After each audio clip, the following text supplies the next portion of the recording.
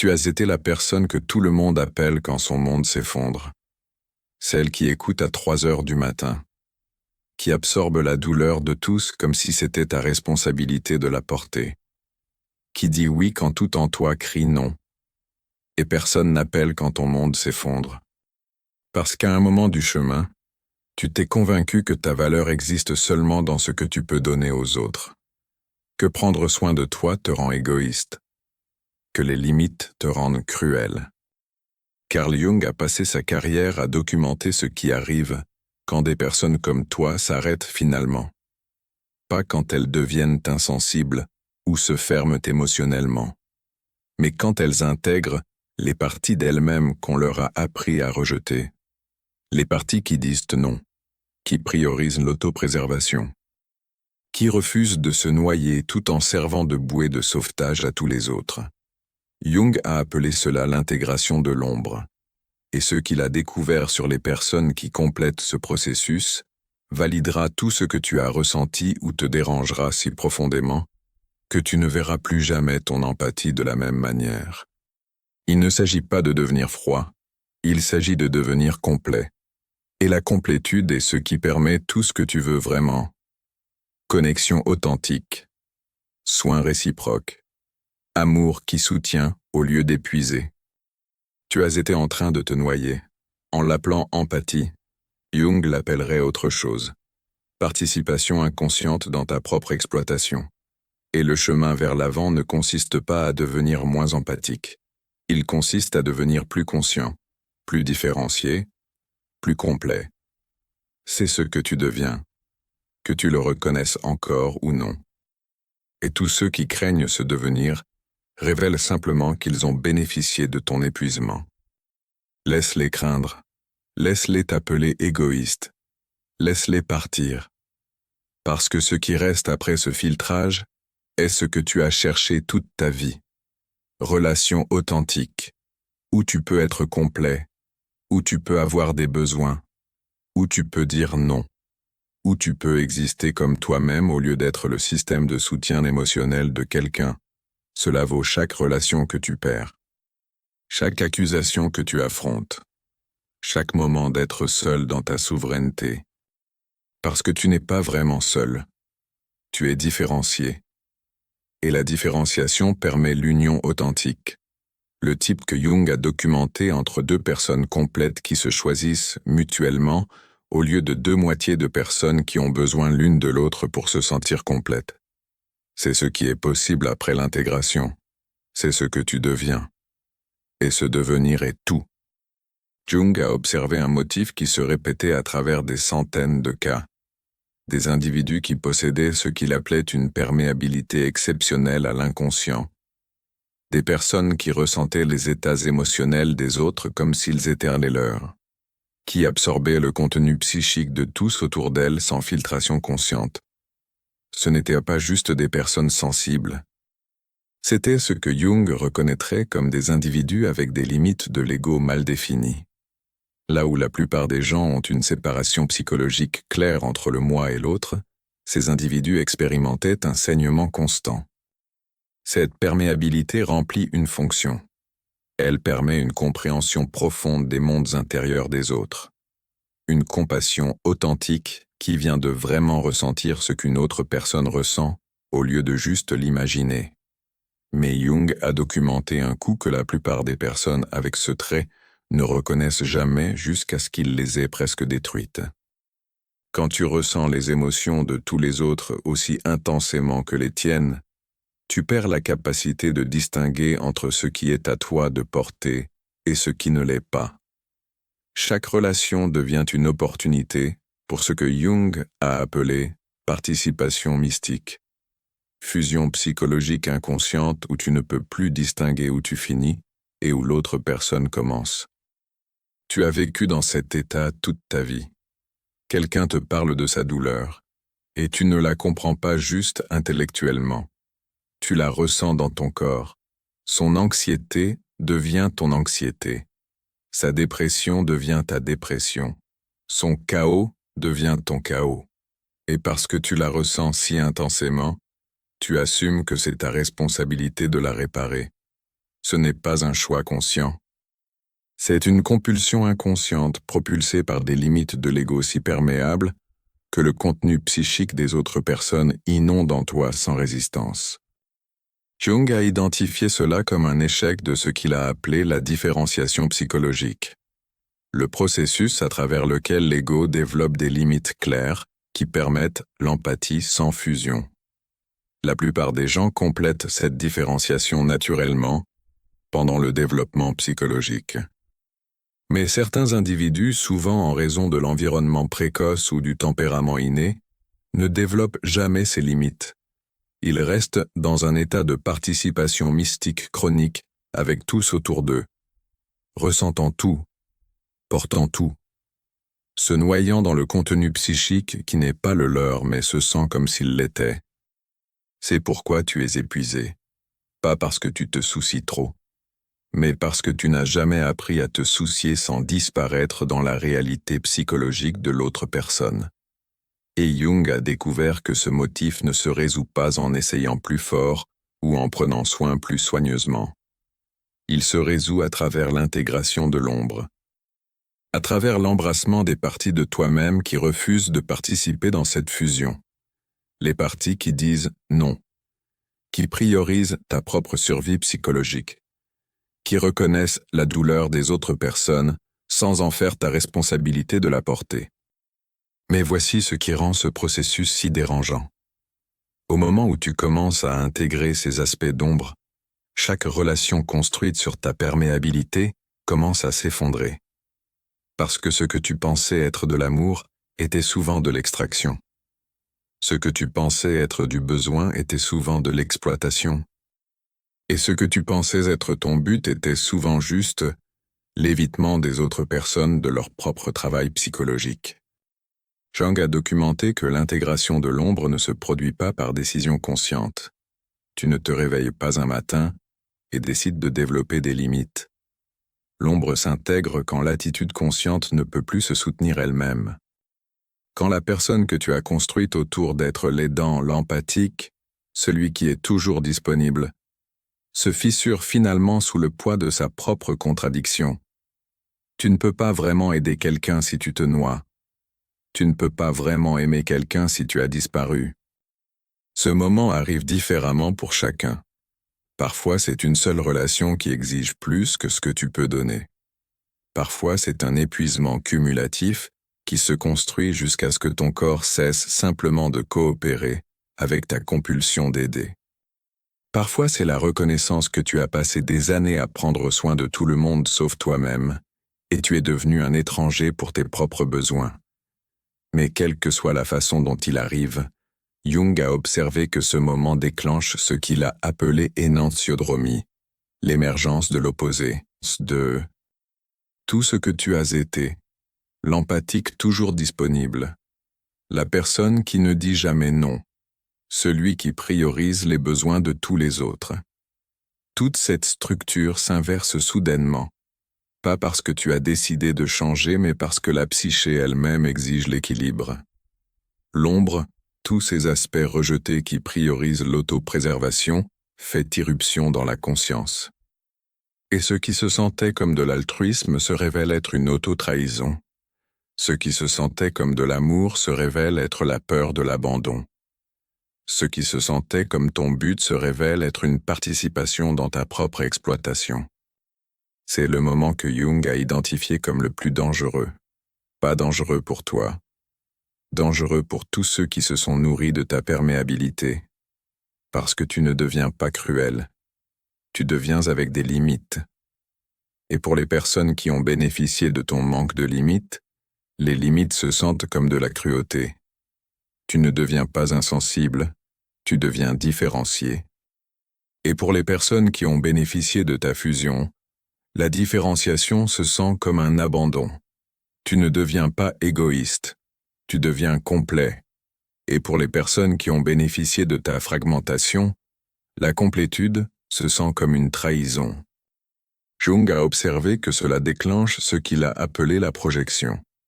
Les personnes autour de toi commencent à projeter leur propre contenu d'ombre rejeté sur toi.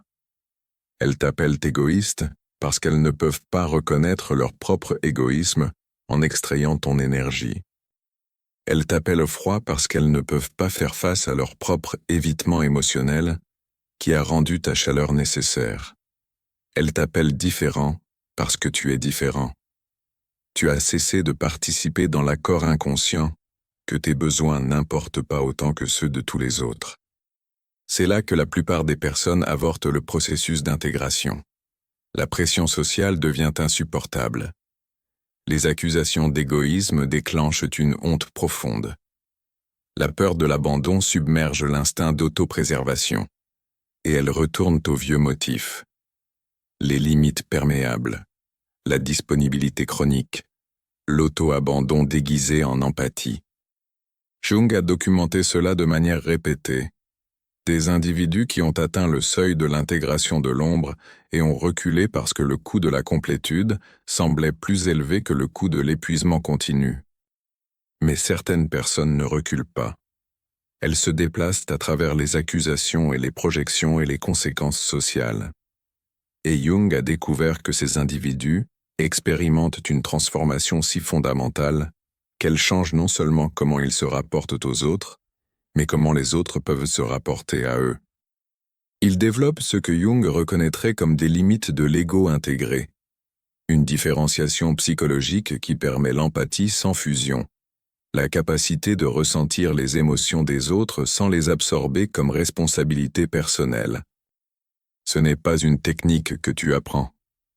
C'est un changement structurel dans la façon dont ta psyché opère. Là où avant tu avais des limites perméables qui permettaient un saignement constant du contenu psychique des autres, maintenant tu as ce que Jung a appelé un ego différencié. Un sens clair de où tu finis et où les autres commencent. Tu peux encore tout ressentir. La perméabilité qui permet l'empathie profonde ne disparaît pas. Mais maintenant tu as un choix conscient sur ce que tu fais avec ces sentiments. Si tu les prends comme tiens à réparer, ou tu les reconnais comme l'expérience d'une autre personne que tu peux témoigner sans porter. Jung a observé que cela crée ce qui apparaît aux autres comme une immunité à la manipulation. Les personnes qui pouvaient accéder à ton énergie à travers la culpabilité, à travers le besoin, à travers la pression émotionnelle, trouvent soudainement ces tactiques inefficaces. Pas parce que tu t'es fermé émotionnellement, mais parce que tu as développé ce que Jung a appelé une relation consciente avec l'inconscient. Tu peux ressentir leur manipulation sans être contrôlé par elles. Tu peux reconnaître leurs besoins sans en faire ta responsabilité de le remplir. Tu peux témoigner leur douleur sans te noyer dedans. C'est ce qui rend les empathes intégrés si menaçants. Il prouve que l'empathie ne nécessite pas l'auto-abandon, que tu peux te soucier profondément des autres sans disparaître de ta propre vie, que les limites et la compassion ne sont pas opposées. Et cela menace chaque relation, chaque système social, chaque narrative culturelle construite sur l'exploitation des personnes perméables. Jung a documenté que les individus intégrés deviennent des miroirs vivants. Leur présence reflète le niveau de maturité de tous autour d'eux. Les personnes psychologiquement développées se sentent en sécurité et inspirées autour d'eux. Parce que les empathes intégrés offrent une relation authentique. Réciprocité, soin mutuel sans fusion ou extraction. Mais les personnes psychologiquement immatures se sentent exposées et souvent hostiles autour d'eux. Parce que les empathes intégrés ne participeront pas dans des motifs inconscients, n'habiliteront pas l'évitement, ne porteront pas ce qui n'est pas à eux. Cela crée ce que Jung a observé comme un effet de filtrage naturel. Les relations qui ont été construites sur l'extraction se dissolvent, parce que l'empathe intégré n'est plus disponible pour cette dynamique. Il n'est pas cruel. Il est simplement avec des limites. Et l'extraction nécessite un manque de limites pour fonctionner. Les relations qui ont été construites sur une connexion authentique s'approfondissent. Parce que maintenant il y a une vraie réciprocité. Deux individus différenciés choisissant de partager leurs mondes intérieurs au lieu d'une personne disparaissant dans la réalité psychique de l'autre. Jung a noté que la plupart des personnes expérimentent ce filtrage comme une perte. la moitié de tes relations disparaissent. Des amis que tu pensais proches se révèlent être des personnes qui sont restées proches seulement tant que tu étais disponible pour leur décharge émotionnelle. Tes membres de la famille qui louaient ton altruisme deviennent hostiles quand tu commences à prioriser tes propres besoins. Tes partenaires romantiques qui disaient t'aimer révèlent qu'ils aimaient ce que tu faisais pour eux. Et cette perte se sent dévastatrice jusqu'à ce que tu reconnaisses ce que Jung a compris. Ce n'était pas de vraies relations. C'était de l'extraction déguisée en connexion. Les relations qui restent, qui survivent à ton intégration, celles-ci se révèlent être les seules vraies relations que tu avais, parce qu'elles n'ont pas été construites sur ton épuisement. Elles ont été construites sur le soin mutuel. Et le soin mutuel ne nécessite pas qu'une personne donne constamment plus qu'elle ne reçoit. Ne nécessite pas qu'une personne disparaisse pour que l'autre puisse être vue. Ne nécessite pas un auto-abandon chronique déguisé en amour. Jung a observé que les personnes qui complètent ce processus d'intégration développent ce qu'il appellerait la souveraineté psychologique, pas dans le sens d'isolement ou d'indépendance des autres, mais dans le sens d'autopossession. Tu te possèdes toi-même. Tu sais où tu finis et où les autres commencent. Tu peux choisir tes réponses au lieu d'être contrôlé par une compulsion inconsciente. Tu aimes depuis la plénitude au lieu de depuis la terreur d'être seul. Cette souveraineté change tout sur la façon dont tu te déplaces dans le monde. Là où avant chaque interaction était une opportunité de fusion, maintenant chaque interaction est un choix. Tu peux offrir du soutien sans prendre la propriété des résultats. Tu peux ressentir de la compassion sans faire des problèmes des autres ta responsabilité de les résoudre. Tu peux maintenir un soin profond pour les personnes tout en refusant de participer dans leur dysfonction. Et le plus important, tu peux décevoir les autres sans te trahir toi-même. Cette dernière capacité est ce que Jung a identifié comme le plus essentiel et le plus difficile. Parce que tu as été conditionné toute ta vie à croire que décevoir les autres signifie que tu échoues dans l'amour. Que si quelqu'un a besoin de quelque chose de toi et que tu ne le fournis pas, tu es égoïste. Que ta valeur existe dans ta disponibilité. L'intégration de l'ombre nécessite que tu acceptes ce que ta personne consciente a toujours rejeté.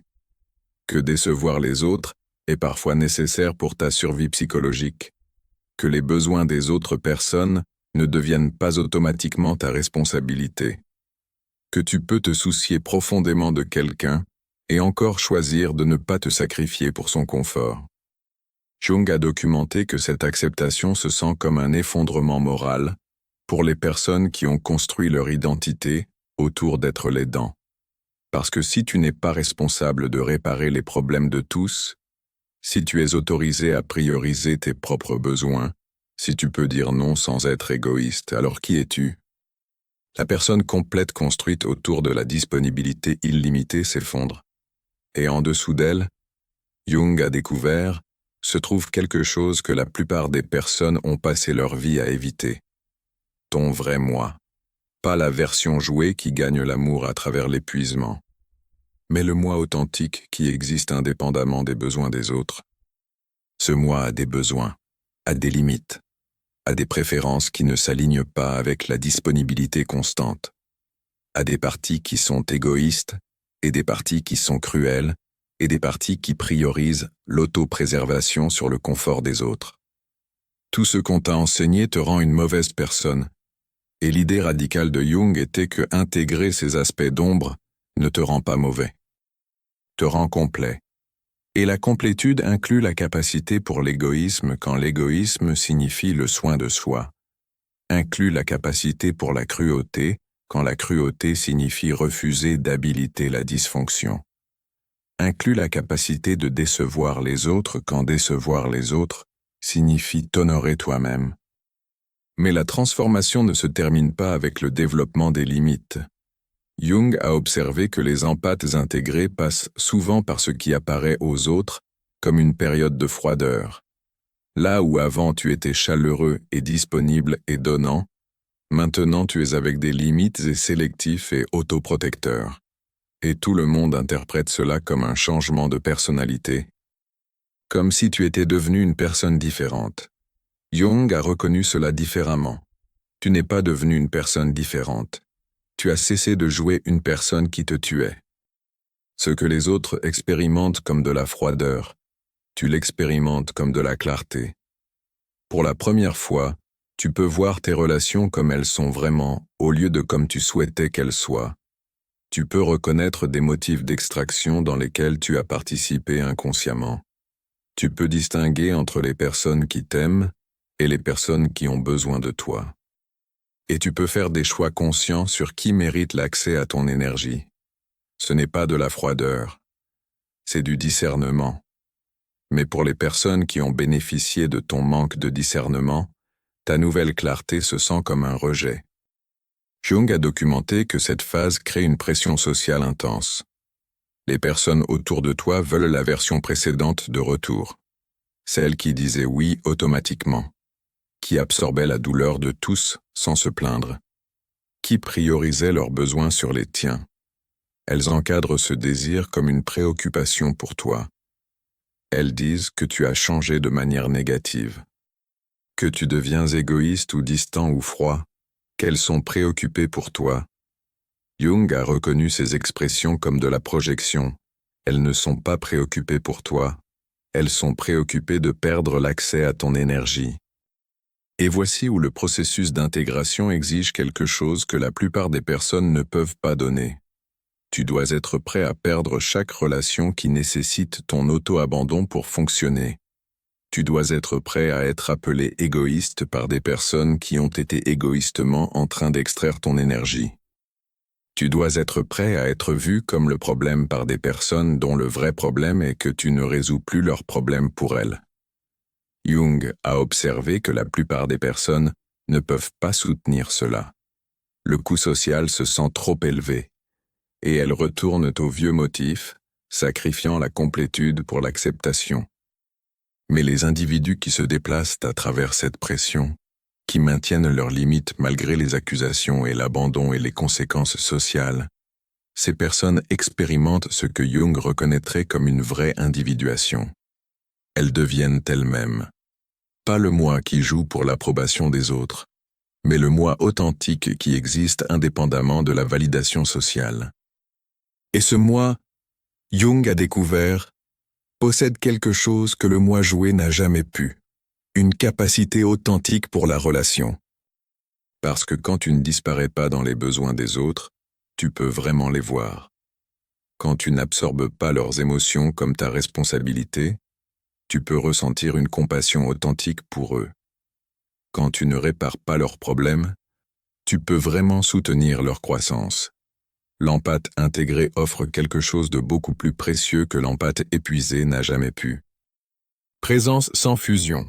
Soin sans propriété, amour sans autotrahison. Jung a observé que cela crée un paradoxe que la plupart des personnes ne comprennent jamais. Les empathes intégrés semblent moins donnants qu'ils ne l'étaient. Ils disent non plus souvent. Ils sont moins disponibles. Ils ne se précipitent pas pour réparer chaque problème. Mais le soin qu'ils offrent quand ils choisissent de l'offrir est infiniment plus précieux que l'aide compulsive qu'ils fournissaient avant. Parce qu'il vient de la complétude, au lieu de depuis la peur. Du choix, au lieu de depuis la compulsion inconsciente. De l'autopossession au lieu de depuis la terreur de l'abandon. C'est ce que Jung voulait dire quand il a écrit sur l'union des opposés. Tu ne choisis pas entre être empathique ou avoir des limites. Tu intègres les deux. Tenant la tension entre te soucier profondément des autres et te soucier profondément de toi-même. Entre tout ressentir et choisir ce que tu portes, entre t'ouvrir à la douleur des autres et maintenir ta propre intégrité psychologique. La plupart des personnes s'effondrent d'un côté ou de l'autre. Soit l'auto-abandon chronique, soit la fermeture défensive. L'intégration signifie tenir les deux. Rester assez perméable pour ressentir profondément, tout en maintenant des limites qui protègent ta capacité de ressentir. Jung a documenté que les personnes qui atteignent cette intégration développent des capacités qui semblent presque surnaturelles pour les personnes qui opèrent encore depuis l'un ou l'autre extrême. Elle reste calme dans le chaos émotionnel, qui submergerait la plupart des personnes. Parce qu'elles peuvent ressentir le chaos sans l'absorber comme le leur. Elles voient à travers la manipulation instantanément, parce qu'elles ont rendu conscients leurs propres motifs inconscients d'être manipulées. Elles sont essentiellement immunisées contre la culpabilité et la honte utilisées comme tactique de contrôle, parce qu'elles ont intégré les aspects d'ombre que la culpabilité et la honte déclenchaient. Ce ne sont pas des super-pouvoirs, ce sont des résultats naturels de la différenciation psychologique.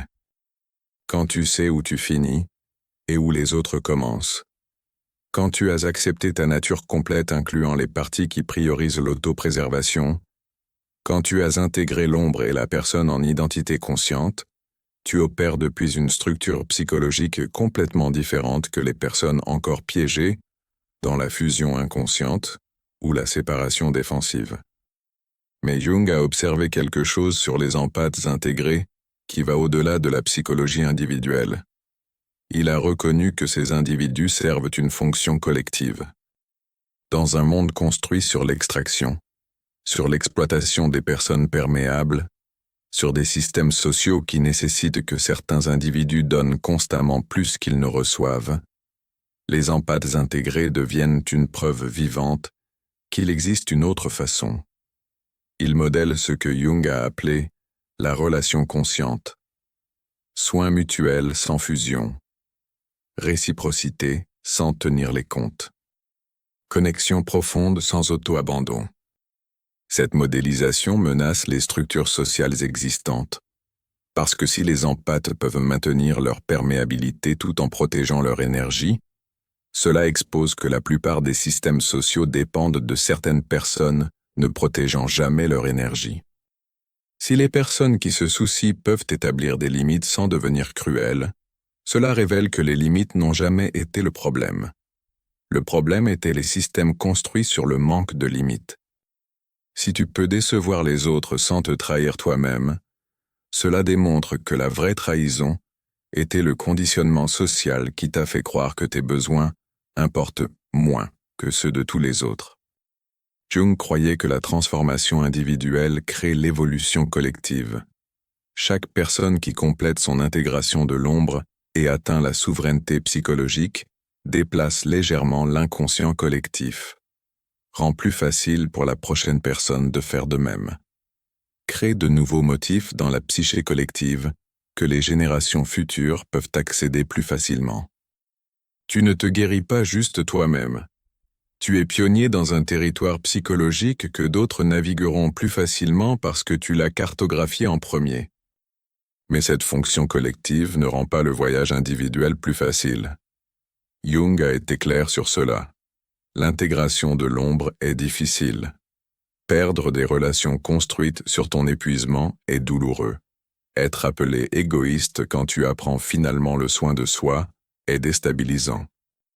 Être dans ta souveraineté pendant que tous autour de toi te pressent de retourner à l'auto-abandon nécessite une force psychologique extraordinaire. Et il n'y a aucune garantie que les autres reconnaîtront ta transformation comme croissance, au lieu de comme défaut de personnalité. Ce que Jung a offert n'était pas de faux réconfort, c'était de la reconnaissance. Tu n'es pas brisé en te sentant submergé par les émotions des autres. Tu n'es pas égoïste en voulant des relations réciproques. Tu n'es pas trop sensible pour ce monde. Tu es perméable dans un monde qui exploite la perméabilité, et l'intégration ne signifie pas devenir moins perméable. Elle signifie développer une relation consciente avec ta perméabilité, choisir quand t'ouvrir et quand te protéger. Maintenir ta capacité de ressentir profondément sans te noyer dans les sentiments non ressentis de tous les autres. C'est ce que la souveraineté signifie en termes jungiens, pas l'indépendance des autres, mais l'autopossession. Tu te possèdes toi-même. Tu connais tes propres limites. Tu peux ressentir les autres sans devenir les autres. Tu peux te soucier sans porter. Tu peux aimer sans disparaître. Et tu peux maintenir tout cela pendant que tu es entouré de personnes qui te pressent de retourner aux vieux motifs, qui appellent tes limites de l'égoïsme, qui interprètent ton soin de soi comme de l'abandon, qui veulent l'accès à ton énergie sans offrir de réciprocité. Jung a documenté que les individus intégrés semblent souvent froids pour les personnes qui ont bénéficié de leur fusion antérieure. Mais ils ne sont pas froids, ils sont différenciés. Et la différenciation permet une chaleur authentique, parce que la chaleur qui vient de la complétude est soutenable. La chaleur qui vient de la peur de l'abandon s'épuise éventuellement. Tu as opéré depuis le deuxième type toute ta vie, donnant depuis le vide, se souciant depuis la compulsion, aidant depuis la terreur que si tu t'arrêtes, tu seras seul. L'intégration signifie apprendre le premier type, donner depuis la plénitude, se soucier depuis le choix, aider depuis une capacité authentique au lieu de depuis le besoin inconscient d'être nécessaire. Et ce changement change non seulement ce que tu offres aux autres, mais ce que tu nécessites d'eux. Tu cesses d'accepter des relations où tu donnes constamment plus que tu ne reçois. Tu cesses d'habiliter l'évitement des personnes de leur propre travail psychologique. Tu cesses de participer dans des dynamiques où tes besoins sont toujours secondaires. Tu cesses de disparaître pour que les autres puissent être confortables. Et Jung a observé que cela crée ce qui semble être un changement de personnalité, mais est en réalité une révélation de personnalité. Tu n'as pas changé. Tu as cessé de jouer. Le moi qui émerge à travers l'intégration de l'ombre n'est pas nouveau. C'est le moi qui a été enterré sous des décennies de conditionnement, qui t'a enseigné que ta valeur existe seulement dans ce que tu donnes aux autres. Ce moi a toujours été là, voulant la réciprocité, voulant du repos, voulant des relations où tu es vu comme plus qu'un système de soutien émotionnel. L'intégration ne crée pas ces désirs, elle te permet finalement de les reconnaître. Cette reconnaissance est ce qui te rend dangereux. Pas dangereux dans un sens violent ou destructif. Dangereux pour les systèmes construits sur ton auto-abandon. Dangereux pour les relations qui nécessitent ton épuisement pour fonctionner. Dangereux pour les personnes qui se sont nourries de ton incapacité à dire non. Parce qu'une fois que tu intègres ton ombre, une fois que tu acceptes que l'autopréservation n'est pas de l'égoïsme, tu deviens impossible à exploiter. Tu peux encore être gentil, encore te soucier, encore être profondément empathique, mais tu n'es plus disponible pour l'extraction déguisée en relation. Jung croyait que cette indisponibilité pour l'exploitation représente la santé psychologique, que le but de l'individuation n'est pas de devenir plus donnant ou plus altruiste, c'est de devenir plus complet, et la complétude inclut l'égoïsme, inclut les limites, inclut la capacité de décevoir les autres quand honorer toi-même le nécessite. On t'a enseigné que cela te rend une mauvaise personne. Jung a passé sa carrière à prouver que cela te rend une personne complète. Et la complétude, pas l'altruisme, est ce qui permet une relation authentique. Parce que tu ne peux pas vraiment aimer quelqu'un si tu as disparu. Tu ne peux pas vraiment te soucier de quelqu'un si tu te noies. Tu ne peux pas vraiment soutenir quelqu'un si tu n'as plus rien à donner. L'empathe épuisée offre seulement une aide compulsive, propulsée par le besoin inconscient. L'empathe intégrée offre un choix conscient, présence sans fusion, soin sans propriété, amour sans auto-trahison, et c'est infiniment plus précieux que la disponibilité illimitée ne pourrait jamais être. Ton épuisement n'est pas une preuve d'échec. C'est une preuve que ta psyché exige l'intégration, que le vieux motif d'auto-abandon chronique ne peut plus se soutenir, que quelque chose de fondamental a besoin de changer. Et ce changement ne consiste pas à devenir moins empathique, il consiste à devenir plus différencié, plus avec des limites, plus complet. Jung reconnaîtrait ce que tu expérimentes non comme un effondrement mais comme une percée. Le moment où la conscience ne peut plus soutenir sa structure antérieure et doit évoluer vers quelque chose de plus intégral. Cette évolution nécessite que tu embrasses tout ce qu'on t'a enseigné te rend indigne d'amour. Les parties qui disent non, qui priorisent tes besoins, qui refusent de porter ce qui n'est pas à toi. qui déçoivent les autres pour t'honorer toi-même. Ce ne sont pas des défauts de caractère. Ce sont des aspects d'ombre que ta personne consciente a rejetés pour maintenir l'image de l'empathe parfait. L'aidant toujours disponible. La personne qui ne se met jamais en premier. Et l'idée de Jung était que ces aspects rejetés ne sont pas optionnels. Ils sont nécessaires pour la complétude. Tu ne peux pas être psychologiquement complet sans intégrer l'égoïsme, les limites et la capacité d'autoprotection.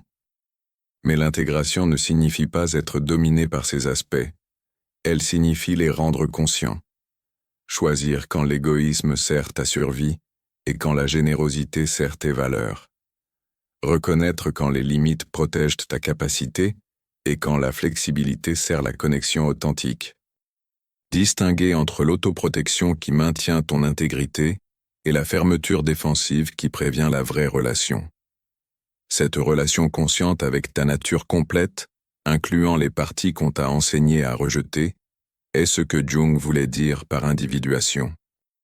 Et l'individuation, a-t-il observé, te rend dangereux non parce que tu blesses les autres, mais parce que tu cesses de te blesser toi-même. Tu cesses de participer dans ta propre exploitation. Tu cesses d'habiliter l'évitement des autres de leur travail psychologique. Tu cesses d'accepter des relations construites sur l'extraction. Et ce refus, cette simple indisponibilité pour les dynamiques qui nécessitent ton auto-abandon, menace tous ceux qui ont bénéficié de ces dynamiques. Ils appelleront cela de l'égoïsme. Jung appellerait cela de la santé. Ils appelleront cela de la froideur. Jung appellerait cela de la différenciation. Ils appelleront cela du changement. Jung appellerait cela de la révélation. Toi devenant visible après des décennies de disparition dans les besoins de tous les autres. Et cette visibilité, cette présence, cette autopossession, est ce dont le monde a vraiment besoin des empathes. Pas plus d'autosacrifice, mais plus d'individus intégrés qui peuvent ressentir profondément sans se noyer, qui peuvent aimer complètement sans s'effacer, qui peuvent donner généreusement sans se donner eux-mêmes. C'est ce que Jung a découvert sur les personnes comme toi. Ta sensibilité n'est pas le problème. Ta perméabilité n'est pas le problème. Le problème est le conditionnement qui t'a enseigné que cette perméabilité nécessitait l'auto-abandon, que se soucier des autres signifiait te négliger toi-même, que les limites te rendaient cruel, et la solution n'est pas de devenir moins perméable. C'est de devenir plus conscient de ta perméabilité, développer ce que Jung a appelé des limites de l'ego qui permettent l'empathie sans fusion. Ces limites ne diminuent pas ta capacité de ressentir profondément. Elles la protègent, parce que tu ne peux pas maintenir la perméabilité si elle te noie. Éventuellement, tu te fermeras complètement. Tu construiras des murs si hauts que rien ne passe. Tu deviendras la personne défensive et fermée que tu craignais de devenir. Le chemin intégré, celui que Jung a documenté, signifie maintenir ton ouverture tout en développant un choix conscient sur ce que tu permets de passer. Ressentir les émotions des autres sans les absorber comme responsabilité personnelle. Reconnaître la douleur des autres sans la faire tienne à réparer. Et cette perméabilité consciente, cette empathie différenciée, est ce qui rend les empathes intégrés si précieux. Ils offrent quelque chose de rare dans un monde de fusion chronique ou de séparation défensive. Présence authentique. La capacité de témoigner l'expérience des autres sans essayer de la changer ou de la réparer ou de la prendre. De tenir l'espace pour la douleur de quelqu'un sans en faire ta nécessité d'être nécessaire. D'aimer quelqu'un sans nécessité qu'il te complète ou te valide ou prouve ta valeur à travers sa dépendance envers toi. Jung a observé que ce type d'amour, l'amour qui vient de la complétude au lieu de depuis le besoin, est ce qui guérit vraiment. Pas l'aide compulsive qui vient de ta terreur d'être inutile. Pas la disponibilité chronique qui vient de ta peur de l'abandon. Mais le choix conscient de te présenter pour quelqu'un depuis un lieu de soins authentique, au lieu de compulsion inconsciente. Et tu peux seulement offrir ce type d'amour après avoir intégré ton ombre, après avoir accepté que tu es autorisé à avoir des besoins, établir des limites, décevoir les autres, te prioriser toi-même. Parce que l'amour qui nécessite ta disparition n'est pas de l'amour. C'est de l'extraction. Et tu as participé dans l'extraction toute ta vie en l'appelant empathie. Jung t'aiderait à voir la différence. L'empathie est ressentir avec quelqu'un. L'extraction est ressentir pour quelqu'un de manière qui t'épuise. L'empathie maintient des limites. L'extraction nécessite un manque de limites. L'empathie vient du choix. L'extraction vient de la compulsion. Et la seule façon de te déplacer de l'extraction à l'empathie authentique est à travers l'intégration de l'ombre. À travers l'embrassement des parties de toi-même qui refusent de participer dans des dynamiques qui nécessitent ton auto-abandon. Les parties qui disent non, sans explication. Qui priorisent ta survie psychologique.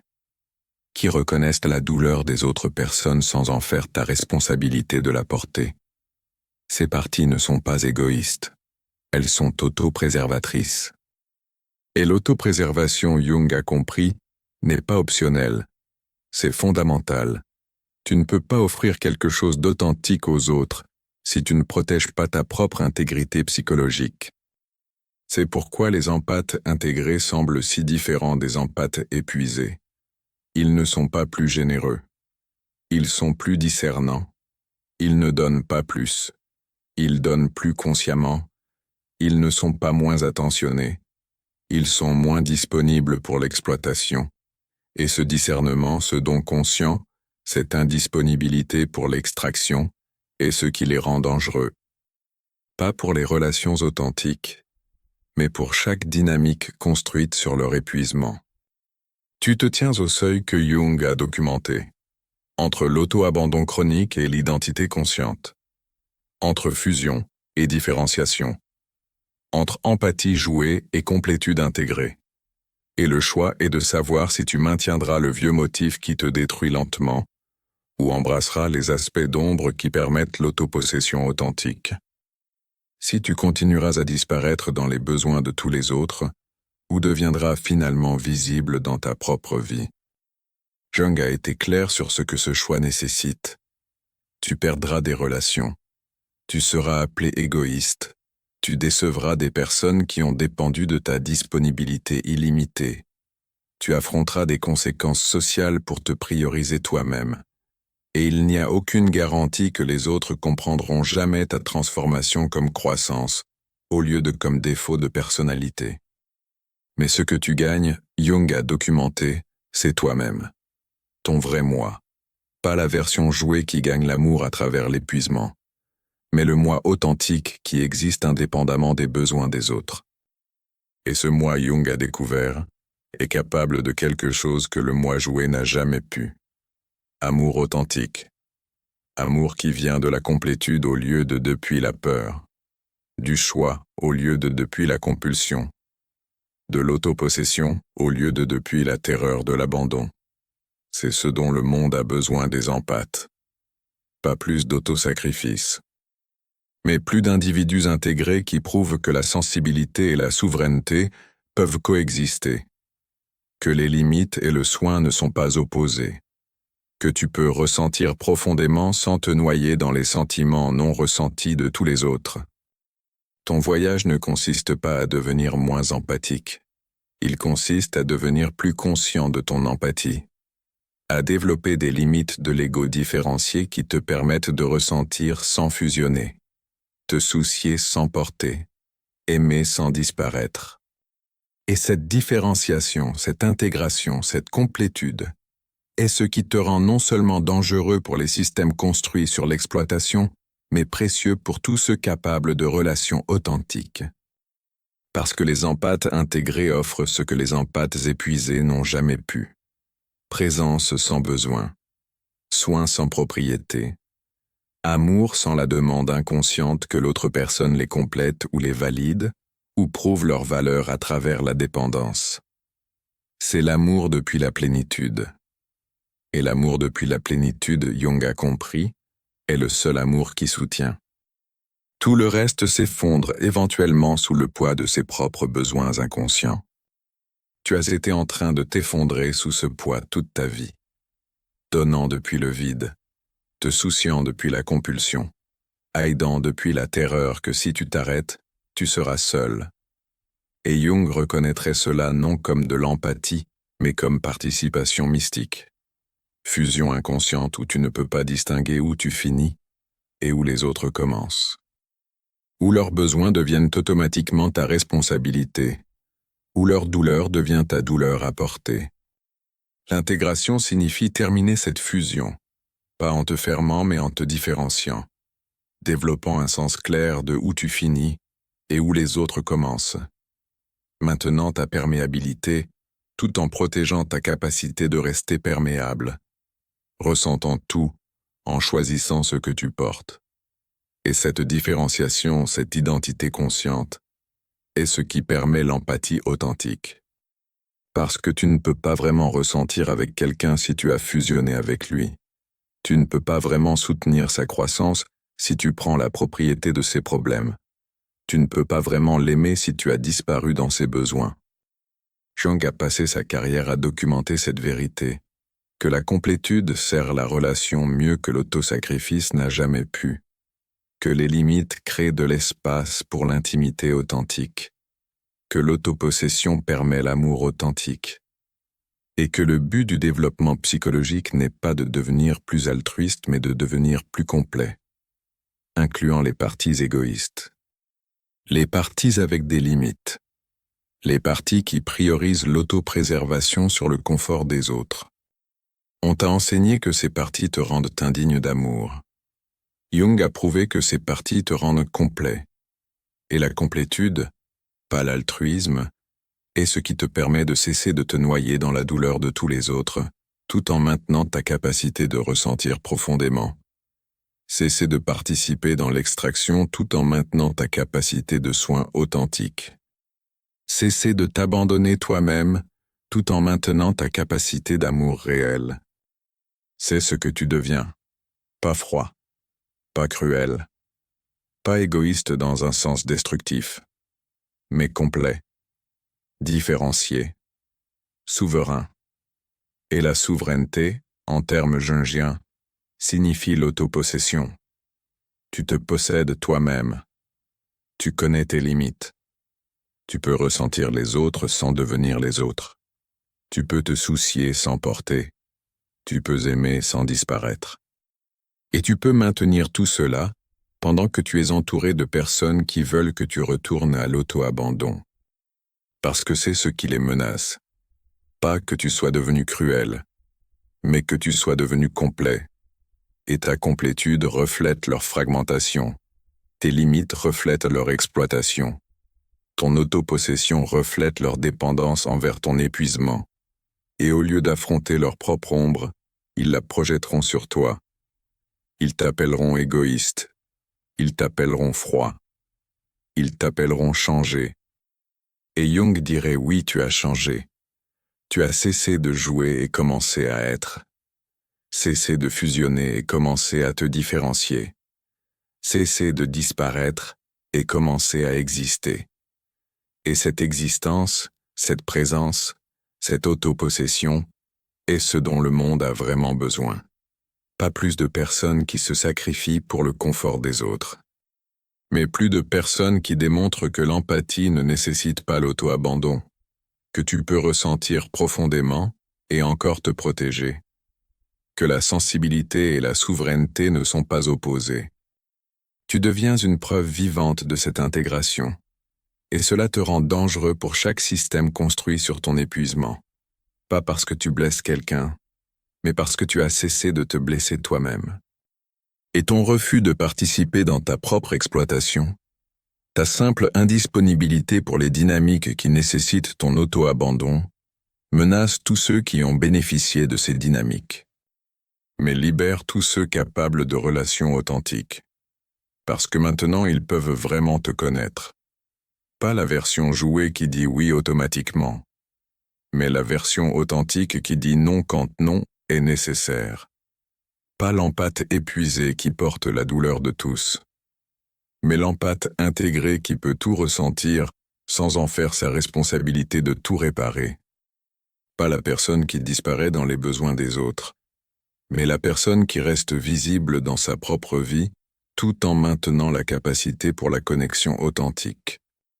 C'est ce que Jung a documenté que tu pourrais devenir, pas en essayant plus dur ou en te souciant plus soigneusement, mais à travers l'intégration de l'ombre, à travers l'embrassement des parties de toi-même qu'on t'a enseigné à rejeter, à travers le développement de limites de l'ego différenciées qui permettent l'empathie sans fusion, à travers l'atteinte de la souveraineté psychologique qui permet l'amour sans auto-trahison. Et ce devenir, cette intégration, cette individuation, n'est pas juste une guérison personnelle. Jung l'a reconnu comme une évolution collective. Chaque personne qui complète cette transformation déplace ce qui est possible pour tous, rend légèrement plus facile pour la prochaine personne perméable de développer des limites sans culpabilité, pour le prochain empathe de dire non sans honte, pour le prochain donneur de se prioriser sans croire qu'il est égoïste. Tu ne te sauves pas juste toi-même. Tu es pionnier dans un territoire psychologique, prouvant qu'il existe une autre façon, modélisant à quoi ressemble vraiment la relation consciente. Et cette modélisation, cette simple existence comme empathe intégrée qui maintient la perméabilité tout en protégeant la capacité, vaut plus que n'importe quelle quantité d'aide auto-sacrifiée n'a jamais pu valoir. Parce qu'aider depuis l'épuisement se termine éventuellement, soit en burn-out, soit en fermeture défensive. Mais la présence depuis la complétude soutient. L'amour depuis la plénitude soutient. Le soin depuis le choix conscient soutient. C'est ce que tu deviens. Et tous ceux qui te disent que tu as changé ont raison. Tu as changé. Tu as cessé de jouer l'empathie et commencé à être complet. Et la complétude, Jung a découvert, est ce qui permet vraiment l'empathie authentique. Tout le reste est juste participation mystique, fusion inconsciente, déguisée en amour. Ton épuisement est le signal, ta psyché exigeant l'intégration, ton ombre insistant sur la reconnaissance, ton moi authentique refusant de disparaître davantage. Et ce que Jung te dirait est simple. Écoute. Pas tous ceux qui disent que tu es égoïste, mais toi-même disant que tu comptes. Pas les accusations que tu as changé, mais la reconnaissance que tu as cessé de jouer. Pas la pression de retourner à l'épuisement, mais l'invitation de rester complet. Parce que la complétude est ton chemin, pas l'altruisme, pas l'autosacrifice, pas la disponibilité chronique, mais l'identité consciente qui inclut l'empathie sans nécessiter l'auto-abandon, les limites sans nécessiter la cruauté, la souveraineté sans nécessiter l'isolement. C'est l'intégration, c'est l'individuation, c'est ce que Jung a documenté comme santé psychologique. Et tu es digne de santé, digne de relations qui ne nécessitent pas ton épuisement, digne d'amour qui n'exige pas ta disparition, digne d'exister visiblement dans ta propre vie tout en maintenant ta capacité de ressentir profondément. Ce n'est pas de l'égoïsme, c'est la complétude. Et la complétude est ce qui permet vraiment la relation authentique. Si quelque chose dans ce message a résonné en toi, prends un moment pour respirer et laisser la conscience poursuivre naturellement son mouvement vers l'intérieur. Jung disait que ce qui devient conscient cesse de nous gouverner en silence. C'est pourquoi tu peux partager cette réflexion avec ceux qui cherchent encore sans savoir ce qu'ils cherchent. Abonne-toi pour ne pas perdre le fil lorsque viendra la prochaine plongée dans l'ombre. Laisse ton like. Il aide ces mots à atteindre ceux qui en ont besoin bien avant de comprendre pourquoi. Et si quelque chose s'est éveillé en toi, écris-le plus bas. Chaque commentaire devient une étincelle.